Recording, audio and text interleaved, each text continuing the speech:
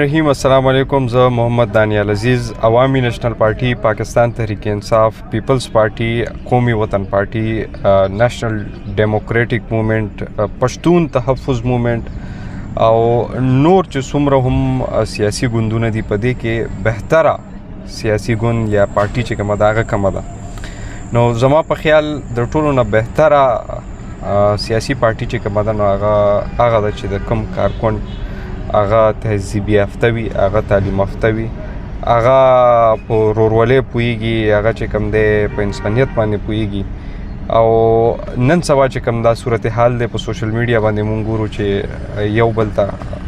کنځلې کوي، بد رد وایي، غلط الفاظو استعمال کوي.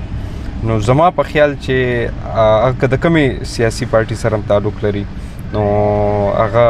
غلط ته چې یو سیاسي ګوند دی، یو سیاسي پارټي ده، نو باید چې هغه خپل کارکن ته خپل چې د هغه کوم سپورټرز دي هغوی ته ښې خبرې وښیي، هغوی ته اخلاقیات وښیي، هغوی ته ښه درس ورکړي. خو د بده مرغه نن سبا دومره شر، فساد، نفرت دومره سیوا شوی دی چې په خلکو باندې په یو کور کې خپل رور، خپل تره زامن، خپل د ماما بچي، خپل د ترورې بچي هغه پې بد لګي. نو دا خبره ده چې که ته د مسلم لیگ نون سره یې، که ته د پی ټي آی سره یې، که ته د ان پي سره یې، که ته د پیپلز پارټۍ سره یې، خو ته د پاکستان اوسیدونکی او ته په پاکستان کې ژوند کوې، نو فکر لرم چې ستاسو هلې ځلې، ستاسو د مشرانو هلې ځلې باید صرف د وطن دپاره وي. دا د چا ځانګړی یا د چا ذاتي ملک نه دی چې زه وایم چې دا ملک چې کوم دی هغه زما دی او دا بل چې پکې کوم دی دا زموږ سیاسي مخالفین چې کوم دي دا د دوی ملک نه دی او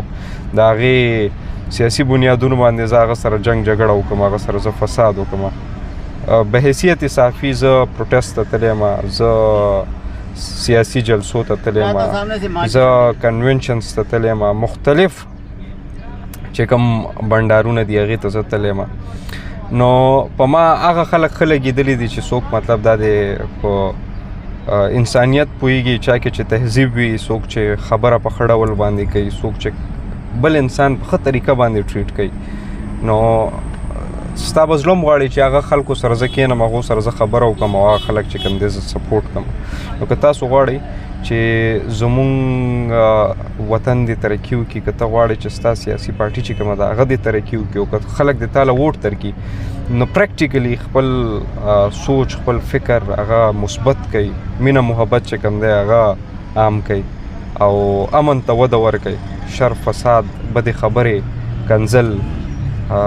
د دغه رنګه خبرو، د دغه رنګه کارونو باید زه وایم چې غندنه وشي او د دې نه ډډه وشي.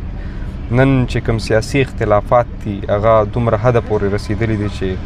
خلک جنګ جګړې کوي، خلک یو بل ته لاس اچوي، خلک چې کوم دی هغه یو بل پسې ټوپک، تماچه راخلي، کوتک راخلي، دومره حده پورې رسېدلي دي. نو سیاسي اختلاف دي وي،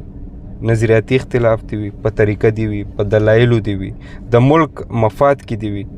خو داسې نه چې زه پې ستا دشمن او ته پې زما دشمن شي. مینه وکئ، محبت وکئ، په نړۍ کې امن خور کئ او د پاکستان د دغه وطن په پرمختګ کې خپل کردار ادا کئ. مننه.